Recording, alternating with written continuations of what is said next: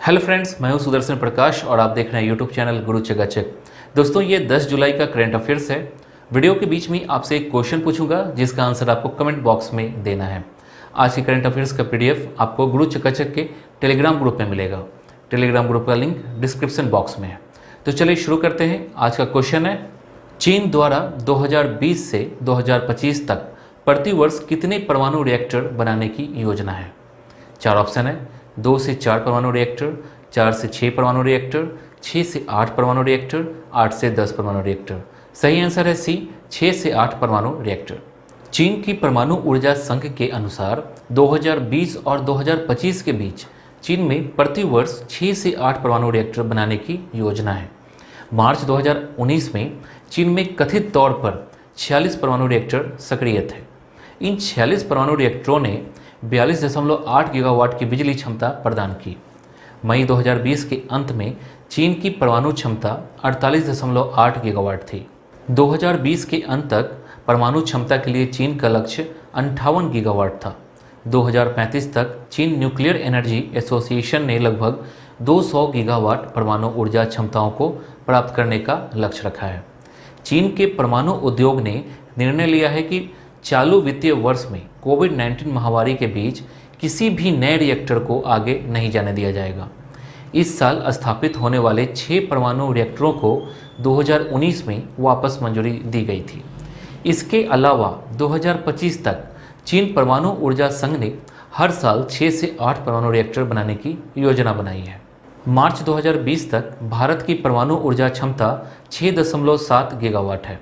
वर्तमान में देश में कुल 22 परमाणु ऊर्जा रिएक्टर सक्रिय हैं।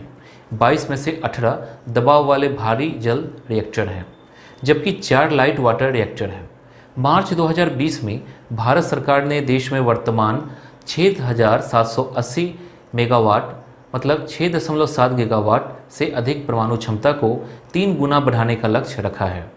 इसके लिए वर्ष 2031 के लिए लक्ष्य 22,480 मेगावाट निर्धारित किया गया था। नेक्स्ट क्वेश्चन है, माई लैब डिस्कवरी सॉल्यूशन ने कॉम्पैक्ट एक्सेल मशीन लॉन्च की है। यह कंपनी कहाँ स्थित है? चार ऑप्शन है, पुणे, बेंगलोर, दिल्ली, चेन्नई। सही आंसर है ए, पुणे। 7 जुलाई को पुणे की माई लैब डिस्कवरी सॉल्यूशंस ने आणविक क्लिनिकल जांच के लिए भारत की पहली मानवीय प्रक्रियाओं को स्वचालित रूप से पूरा करने वाली मशीन कॉम्पैक्ट एक्सेल लॉन्च की है। इस मशीन का उपयोग कोविड-19 के मरीजों को RT-PCR किट से की जाने वाली जांच में किया जाएगा। कंपनी 13 जुलाई से इस मशीन का ऑर्डर लेना शुरू कर देगी। 1 घंटे में मशीन द्वारा कुल 32 नमूनों को संभाला और परीक्षण किया जा सकता है। यह मशीन प्लाज्मा, ऊतक और बलगम जैसे नमूनों की जांच कर सकती है। मशीन की कीमत 40 लाख रुपए है। मशीन के परीक्षण क्षमता भविष्य की मांग के आधार पर प्रति घंटे 32 से बढ़ाई जा सकती है। यह किट भारत निर्मित पहली ऐसी किट है जिसे सरकार की मंजूरी मिली है। नेक्स्ट क्वेश्चन है, किस देश ने मीजल्स और रूबेला वायरस दोनों को सफलतापूर्वक समाप्त कर दिया है? चार ऑप्शन है, मालदीव, श्रीलंका, ओमान, ए और बी दोनों। सही आंसर है डी, ए और बी दोनों, मतलब मालदीव और श्रीलंका दोनों। दक्षिण पूर्व एशिया क्षेत्र में श्रीलंका और मालदीव रूबेला और मीजल्स दोनों वायरस को खत्म करने वाले पहले देश बन गए हैं।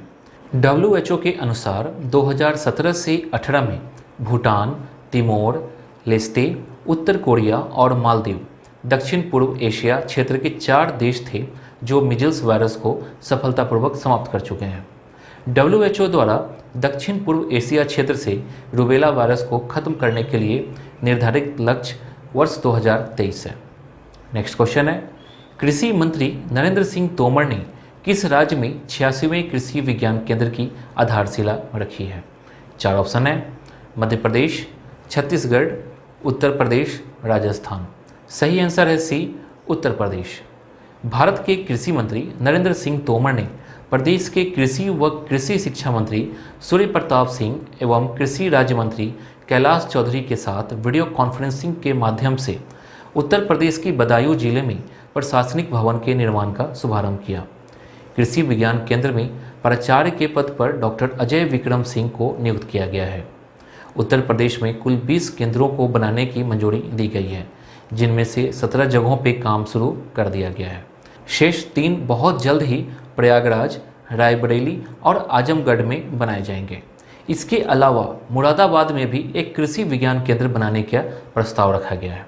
भारत में कुल 720 कृषि विज्ञान केंद्र हैं, जिनमें हर वर्ष लगभग 15 लाख किसानों और युवाओं को ट्रेनिंग दिया जाता है। ये केंद्र भारतीय कृषि अनुसंधान परिषद मतलब ICAR और किसानों के बीच के संबंध के रूप में काम करती है। देश का पहला कृषि विज्ञान केंद्र 1974 में पौंडीचेरी में स्थापित किया गया था। नेक्स्ट क्वेश्चन है, केंद्रीय मंत्रिमंडल ने एग्रीकल्चर इंफ्रास्ट्रक्चर फंड की मंजूरी दी है। इसके तहत कृषि उद्यमियों को ऋण के रूप में कितने रुपए तक की वित्तीय सहायता प्रदान की जाएगी? 4 ऑप्शन है, 2 लाख करोड़ रुपए, 1 लाख करोड़ रुपए, 5 लाख करोड़ रुपए, 7 लाख करोड़ रुपए। सही आंसर है बी, 1 लाख करोड़ रुपए। प्रधानमंत्री नरेंद्र मोदी की अध्यक्षता में केंद्रीय मंत्रिमंडल ने एग्रीकल्चर इंफ्रास्ट्रक्चर फंड की मंजूरी दी। इस नई योजना को एग्रीकल्चर इंफ्रास्ट्रक्चर फंड मतलब कृषि अवसंरचना निधि नाम दिया गया है। इस योजना के तहत देश में बैंकों और वित्तीय संस्थानों के माध्यम से कृषि क्षेत्र जैसे किसान उत्पादक संगठनों, स्टार्टअप, प्राथमिक कृषि साख समितियों एवं कृषि उद्यमियों को ऋण के रूप में 1 लाख करोड़ रुपए की वित्तीय सहायता प्रदान की जाएगी, जिनमें से चालू 2020 से 21 वित्तीय वर्ष में 10,000 करोड़ रुपए, अगले 3 आगामी वित्तीय वर्ष में 30,000 करोड़ रुपए स्वीकृत और वितरित किए जाएंगे। योजना के तहत जारी किए गए ऋणों पर ब्याज दर होगी। ब्याज की दर 3% प्रतिवर्ष होगी। 3% की ब्याज दर 2 करोड़ रुपए तक के ऋण के लिए लागू होगी। ऋण की भुगतान के लिए प्रतिबंध न्यूनतम 6 महीने से लेकर अधिकतम 2 साल तक होगा। इस फंड की घोषणा केंद्रीय वित्त मंत्री ने 20 लाख करोड़ रुपए के आत्मनिर्भर भारत पैकेज के हिस्से के रूप में की थी। इस योजना की अवधि 2020-21 से लेकर 2029-30 तक मतलब 10 वर्षों के लिए है। इस फंड के प्रबंधन और निगरानी के लिए प्रबंधन सूचना प्रणाली का उपयोग किया जाएगा। दोस्तों, मैं आपसे एक क्वेश्चन पूछ रहा हूँ, इसका जवाब आपको कमेंट बॉक्स में देना है। क्वेश्चन है, क्षेत्रफल की दृष्टि से विश्व का सबसे बड़ा देश कौन है? 4 ऑप्शन है, अमेरिका, भारत, रूस और चीन। इसमें से एक ऑप्शन सही है, इसका जवाब आपको कमेंट बॉक्स में देना है। नेक्स्ट क्वेश्चन है, कैबिनेट ने किस योजना के तहत शहरी प्रवासियों गरीबों के लिए सस्ते किराए के आवासीय परिसर के विकास को मंजूरी दी है? 4 ऑप्शन है, PMGKY, PMUL, NCLP, PMAYU। सही आंसर है डी, PMAYU। प्रधानमंत्री नरेंद्र मोदी की अध्यक्षता में केंद्रीय मंत्रिमंडल ने प्रधानमंत्री आवास योजना शहरी के तहत शहरी प्रवासियों गरीबों के लिए सस्ते किराए के आवासीय परिसर के विकास को मंजूरी दी है। इन किराए के आवास परिसरों को शहरी प्रवासियों गरीबों के लिए प्रधानमंत्री आवास योजना शहरी के तहत एक उप योजना के रूप में विकसित किया जाएगा। लॉकडाउन की वजह से शहरी केंद्रों में श्रमिकों और दैनिक वेतनभोगियों के रोजगार का नुकसान हुआ, जिसके कारण शहरों से श्रमिकों का बड़े पैमाने पर गांव की ओर पलायन हुआ। कोरोना वायरस के आने से पहले श्रमिक शहरी क्षेत्रों के बाहर ज़्यादातर झुग्गी झोपड़ियों में या अनधिकृत कॉलोनियों में रहते थे। श्रमिकों के लिए शहरी केंद्रों में घर बनाया जाएगा, जहां ये प्रवासी श्रमिक एक किफ़ायती किराए पर मकान ले सकेंगे। ये ARHC उनके कार्यस्थल के करीब होंगे। इस योजना की घोषणा केंद्रीय वित्त मंत्री निर्मला सीतारमण द्वारा 14 मई 2020 को आत्मनिर्भर भारत पैकेज के एक हिस्से के रूप में की गई थी। सस्ते आवासीय परिसर को देश के शहरी केंद्रों में बनाया जाएगा, जहां ये प्रवासी श्रमिक एक किफ़ायती किराए पर मकान ले सकेंगे। नेक्स्ट क्वेश्चन है, कैबिनेट ने 3 सार्वजनिक क्षेत्र की जनरल इंश्योरेंस कंपनियों में कितने करोड़ रुपए के पूंजीगत निवेश को मंजूरी दी है? 4 ऑप्शन है, 12,350 करोड़, 12,550 करोड़, 12,450 करोड़, 12,650 करोड़। सही आंसर है सी, 12,450 करोड़। प्रधानमंत्री नरेंद्र मोदी की अध्यक्षता में कैबिनेट ने 3 सार्वजनिक क्षेत्र की जनरल इंश्योरेंस कंपनियों में 12,450 करोड़ रुपए निवेश के लिए मंजूरी दी। ये 3 सार्वजनिक क्षेत्र की सामान्य बीमा कंपनियां United India insurance company limited, oriental insurance company limited, राष्ट्रीय बीमा कंपनी लिमिटेड हैं। कुल 12,450 करोड़ रुपए में से 3075 करोड़ रुपए की पूंजी चालू वित्तीय वर्ष में जारी की जाएगी और 6475 करोड़ रुपए की शेष राशि बाद में प्रदान की जाएगी। राष्ट्रीय बीमा कंपनी लिमिटेड की अधिकृत शेयर पूंजी 7500 करोड़ रुपए होगी, जबकि United India insurance company limited और ओरिएंटल इंश्योरेंस कंपनी लिमिटेड के लिए शेयर पूंजी 5000 करोड़ रुपए होगी।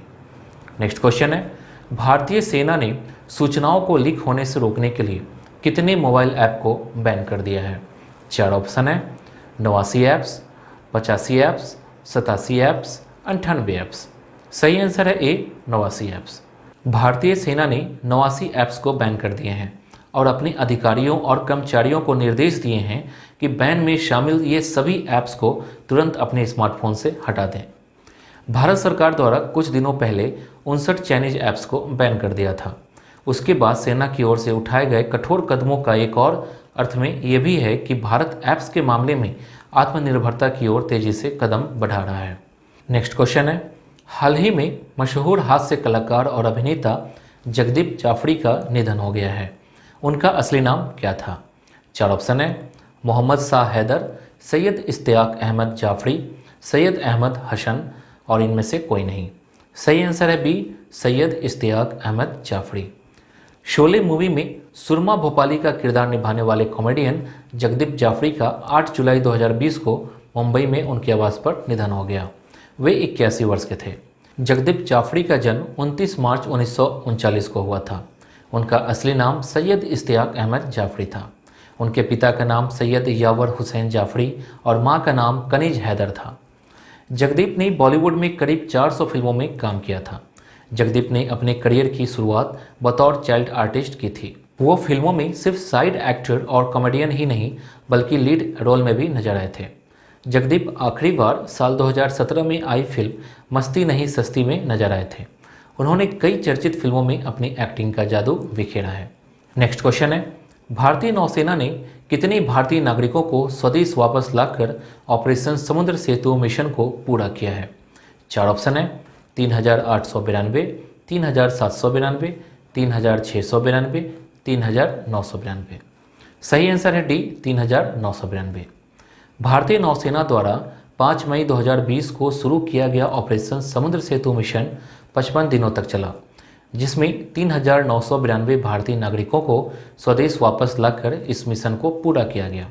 इस ऑपरेशन में आईएनएस जलाशय और 3 landing ship tank, INS Airavat, INS Shardul और आईएनएस मगध को शामिल किया गया था।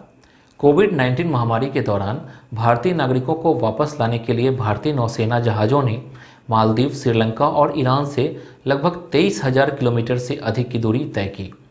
इस ऑपरेशन की सबसे बड़ी चुनौती यह थी कि पूरे ऑपरेशन के दौरान किसी भी जहाज़ पर कोविड-19 संक्रमण के फैलने की कोई घटना न हो और भारतीय नौसेना सुरक्षा प्रोटोकॉल का सख्ती से पालन करते हुए इस ऑपरेशन को सफलतापूर्वक पूरा किया। तो दोस्तों, ये था 10 जुलाई का करंट अफेयर्स। वीडियो कैसी लगी आप हमें कमेंट कर बता सकते हैं। अगर आपको सारे क्वेश्चन का पीडीएफ चाहिए तो गुरु चकाचक के टेलीग्राम ग्रुप में ज्वाइन होकर डाउनलोड कर सकते हैं। वीडियो अच्छी लगी तो वीडियो को लाइक कीजिए और हाँ, ये वीडियो अपने दोस्तों के साथ शेयर जरूर कीजिए। साथ ही चैनल को सब्सक्राइब कीजिए। Thank you.